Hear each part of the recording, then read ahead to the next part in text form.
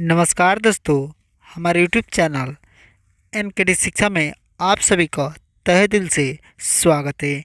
तो दोस्तों, आज की इस वीडियो में बायोलॉजी यानी जीव विज्ञान की ऑब्जेक्टिव बतलाने वाले हैं, जो कि कल के एग्ज़ाम के लिए बहुत ही इम्पोर्टेंट हैं। तो हमने इस वीडियो में 70 VVI ऑब्जेक्टिव बताएं हैं, जो कि कल के एग्ज़ाम के लिए बहुत ही इम्पोर्टेंट हैं। तो आप लोग इस वीडियो को बिना स्किप किए हुए अंत तक ज़रूर देखिए और साथ में हमारे चैनल को सब्सक्राइब करके बेल आइकन को प्रेस कर ले, ताकि ऐसा वीडियो सबसे पहले आपके स्क्रीन पर जाए। तो चलिए बिना कुछ देरी करते हुए वीडियो को स्टार्ट करते हैं।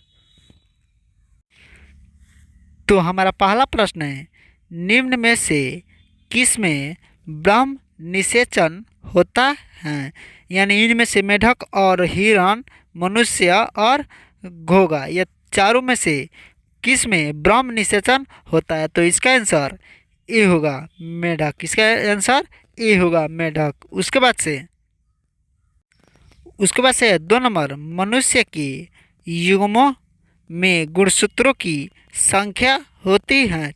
यानी मनुष्य के युग्मकों में गुणसूत्रों की संख्या कितनी होती है? तो इसका आंसर डी होगा 46 और 23 जोड़ा होता है, जिसमें कुल टोटल कितना हो गया? तो 46 और जोड़ा 23। तो इसमें युग्मों की गुणसूत्रों की संख्या पूछा है, तो यहाँ पर 46 इसका आंसर होगा। उसके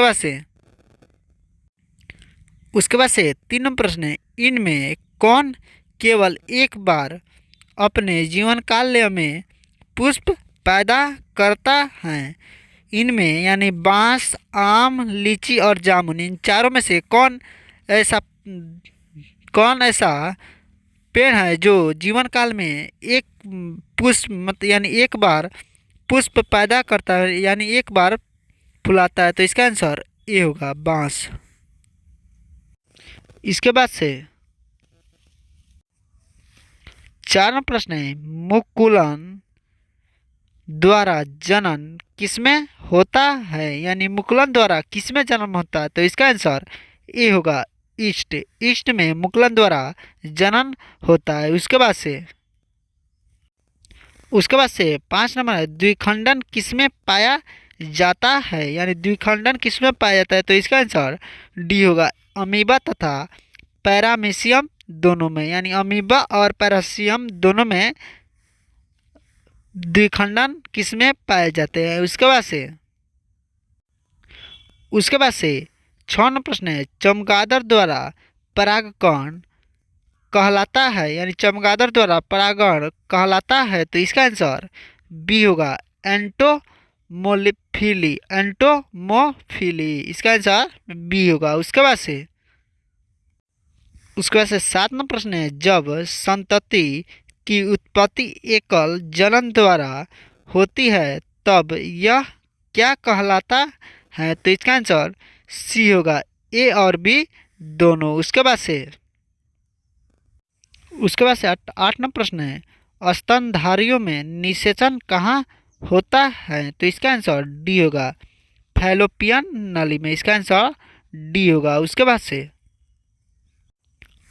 से 9 नंबर प्रश्न है, शल्ककंद का उदाहरण है? तो इसका आंसर सी होगा प्याज। यानी शल्ककंद का उदाहरण प्याज है। उसके बाद से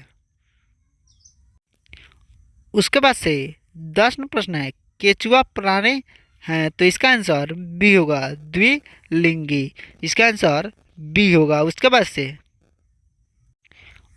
से 11 नंबर प्रश्न है, ईस्ट में प्रजनन मुख्यतः किसके माध्यम से होता है? तो इसका आंसर ए होगा मुकुलन। मुकुलन के द्वारा ईस्ट में प्रजनन होता है। उसके बाद से 12 नंबर प्रश्न है, काजू निम्नलिखित में से कैसा फल कहलाता है? तो इसका आंसर सी होगा नट। इसका आंसर सी होगा नट फल कहलाता है। उसके बाद से 13 प्रश्न है, भ्रूणपोष वाले जीवों को क्या कहा जाता है? तो इसका आंसर डी होगा एंडोस्पर्मिक। उसके बाद से उसके बाद से 14 प्रश्न है, निम्नांकित में से किस पौधे में स्वपरागकण होता है? तो इसका आंसर बी होगा, द्विलिंगी में। इसका आंसर बी होगा। उसके बाद से 15 प्रश्न है, इनमें से कौन सा फल कुट फल है? तो इसका आंसर डी होगा, सेब। जो सेब फल है वह कुट फल कहलाता है। उसके बाद से 16 प्रश्न है, वायु परागकण सामान्यतः पाया जाता है? तो इसका आंसर बी होगा, घासों में। उसके बाद से 17 नंबर प्रश्न है, प्रोटोप्लास्ट कल्चर का फ्यूजोजेन क्या है? तो इसका आंसर बी होगा, PEG। इसका आंसर बी होगा। उसके बाद से 18 प्रश्न है, किसने सिद्ध किया कि कोशिका टोटिपोटेंट होती है? कोशिका टोटिपोटेंट होती है, किसने सिद्ध किया? तो इसका आंसर डी होगा, स्टीवार्ड ने यह सिद्ध किया कि कोशिका टोटिपोटेंट होती है। उसके बाद से 19वां प्रश्न है, घोंघे द्वारा परागण कहलाता है? तो इसका आंसर ए होगा, मेलेकोफिली। इसका आंसर ए होगा। उसके बाद से 20वां प्रश्न है, निषेचन की खोज किसने की? तो इसका आंसर बी होगा, स्टार्सबर्गर ने निषेचन की खोज की। उसके बाद से 21वां प्रश्न है, पुष्पी पादपों में लैंगिक जनन में निम्नलिखित में से कौन सा अंग भाग लेते हैं? तो इसका आंसर ए होगा, फूल। इसका आंसर ए होगा, फूल। उसके बाद से 22वां प्रश्न है, पुष्प कृषि को निम्न में से क्या कहते हैं? तो इसका आंसर ए होगा, फ्लोरिकल्चर। इसके बाद से उसके बाद से 23वां प्रश्न है, पराग कणों में विशेषकर कौन सा विटामिन होता है? यानी पराग कणों में विशेषकर कौन सा विटामिन होता है? तो इसका आंसर ए होगा, विटामिन बी। उसके बाद से 24 नंबर प्रश्न है, चींटियों द्वारा परागकण को क्या कहते हैं? चींटियों द्वारा परागण को क्या कहते हैं? तो इसका आंसर बी होगा, मार्मेकोफिली। उसके बाद से 25 नंबर प्रश्न है, एक स्वस्थ महिला के पूरा जीवन काल में उत्पन्न कुल अंडों की संख्या होती है? तो इसका आंसर बी होगा, 400। उसके बाद से 26 नंबर प्रश्न है, RU 486 दवा प्रयोग की जाती है? यानी RU 486 दवा प्रयोग की जाती है? तो इसका आंसर बी होगा, गर्भपात कारक के रूप में। उसके बाद से 27वां प्रश्न है, परिवार नियोजन कार्यक्रम प्रारंभ किया गया? तो इसका आंसर डी होगा, 1951 ईस्वी में। उसके बाद से 28वां प्रश्न है, जनसंख्या पर निबंध लिखा गया? तो इसका आंसर सी होगा, माल्थस द्वारा। जनसंख्या पर निबंध माल्थस द्वारा लिखा गया था। उसके बाद से 29 नंबर प्रश्न है, जनसंख्या का अध्ययन कहलाता है? तो इसका आंसर डी होगा, डेमोग्राफी। उसके बाद से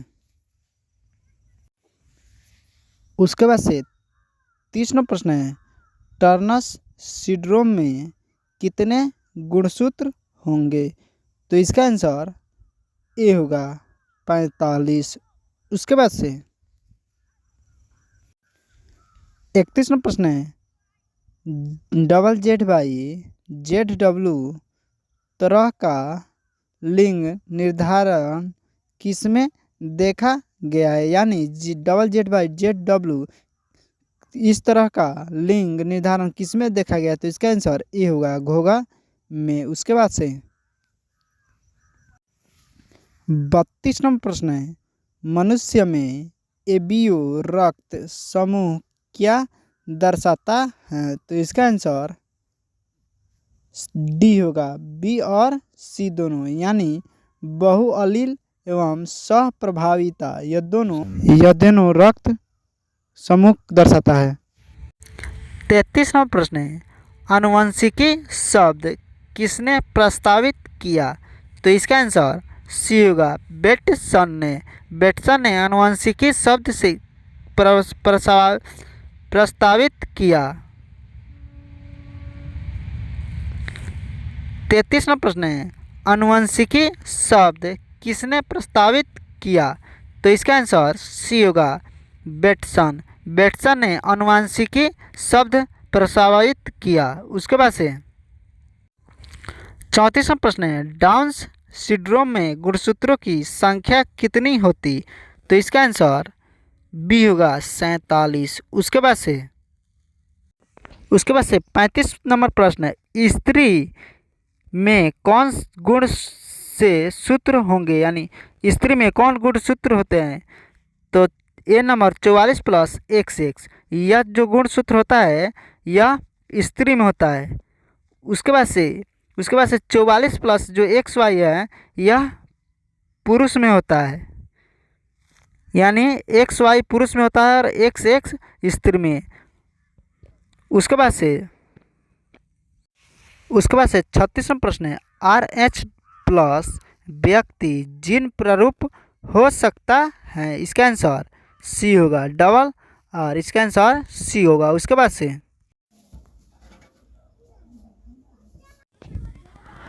37वां प्रश्न है, मेंडल का जन्म कब हुआ? तो इसका आंसर सी होगा, 19वीं सदी में। उसके बाद से 38वां प्रश्न है, मेंडल का द्वितीय नियम है? तो इसका आंसर डी होगा, स्वतंत्र अभिवहन का नियम। इसका आंसर डी होगा। उसके बाद से 39वां प्रश्न है, मानव रुधिर AB वर्ग में? तो इसका आंसर बी होगा, एंटीबॉडी अनुपस्थित होते हैं। इसका आंसर बी होगा। उसके बाद से 40वां प्रश्न है, DNA तथा RNA के प्यूरिन में कौन कौन से नाइट्रोजन क्षार होते हैं? तो इसका आंसर सी होगा, ए तथा बी दोनों, यानी एडेनिन तथा ग्वानिन, यह दोनों DNA तथा RNA के प्यूरिन में नाइट्रोजन क्षार होते हैं। उसके बाद से 41वां प्रश्न है, किसी DNA में कूट GAC का प्रतिकूट क्या होगा? तो इसका आंसर बी होगा, CUG। उसके बाद से 42वां प्रश्न है, DNA द्विगुण में किस एंजाइम की मुख्य भूमिका रहती है? तो इसका आंसर सी होगा, DNA पॉलीमेरेज। इसका आंसर सी होगा। उसके बाद से 43वां प्रश्न है, DNA फिंगरप्रिंटिंग का क्या कार्य है? तो इसका आंसर डी होगा, उपयुक्त में से सभी, यानी यह तीनों, ABC या तीनों, यानी उपयुक्त सभी। उसके बाद से 44वां प्रश्न है, वर्णधाता में रोगी नहीं पहचान पाता, यानी वर्णधाता में रोगी कौन सा कलर नहीं पहचानता है? तो इसका आंसर बी होगा, लाल तथा हरा रंग। उसके बाद से 45वां प्रश्न है, DNA के बीटा रूप में हेलिक्स का एक चक्कर होता है? तो इसका आंसर डी होगा, 30 नैनोमीटर, यानी 30 nm। उसके बाद से 46वां प्रश्न है, इनमें से कौन सी ग्रीन हाउस गैस है? तो इसका आंसर डी होगा, इनमें से सभी, यानी मीथेन, कार्बन डाइऑक्साइड, क्लोरोफ्लोरोकार्बन, ये तीनों ग्रीन हाउस गैस है। उसके बाद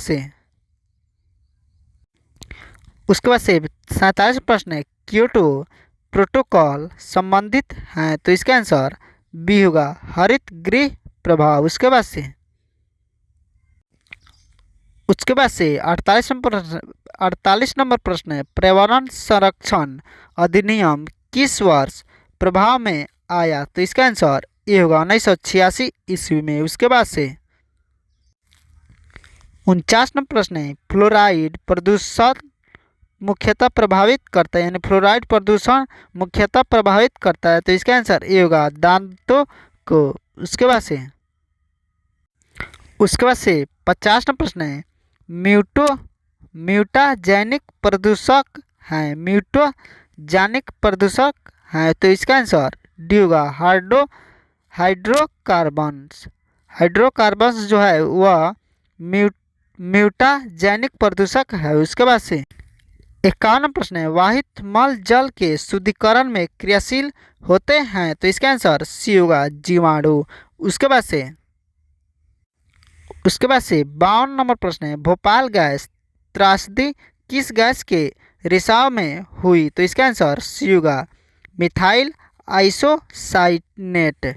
उसके बाद से 53 प्रश्न है, विश्व पर्यावरण दिवस मनाया जाता है। तो इसका आंसर बी होगा 5 जून को विश्व पर्यावरण दिवस मनाया जाता है। उसके बाद से 54 प्रश्न है, अम्लीय वर्षा में पीएच कितना होता है? अम्लीय वर्षा में पीएच कितना होता है? इसका आंसर सी होगा 5। उसके बाद से 55 प्रश्न है, गेंडा अभयारण्य किस राज्य में है? तो इसका आंसर ए होगा असम। उसके बाद से 56 प्रश्न है, वन्य जीवन संरक्षण अधिनियम प्रस्तुत किया गया था। तो इसका आंसर सी होगा 1986 ईस्वी में। उसके बाद से 1986 यह रॉन्ग होगा। इसके बाद इसका आंसर 1972 होगा। 1972 में वन्य जीवन संरक्षण अधिनियम प्रस्तुत किया गया था। उसके बाद से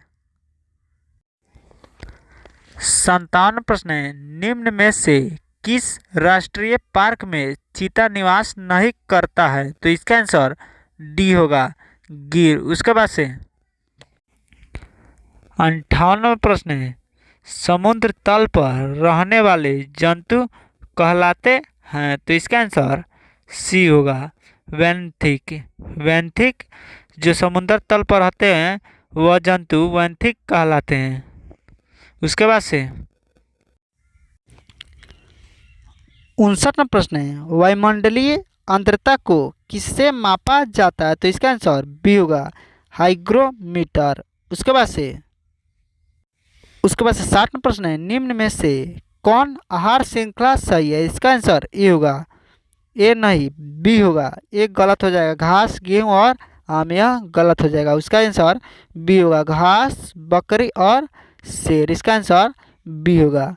तो आज के इस वीडियो में 60 ही रहने देते हैं, क्योंकि 70 बताएंगे तो और लंबा हो जाए, इसीलिए हम 60 ही ऑब्जेक्टिव रहने देते हैं, जिसमें से कल आपको 20 से 30 जरूर आएगा। आप लोग इसको अच्छी तरह से अभ्यास कर ले, ताकि आपको परीक्षा में जाते ही आपको क्वेश्चन को देखते ही समझ में आ जाए कि यह हम पढ़ लिए हैं। तो आज की इस वीडियो को यहीं पे समाप्त करते हैं।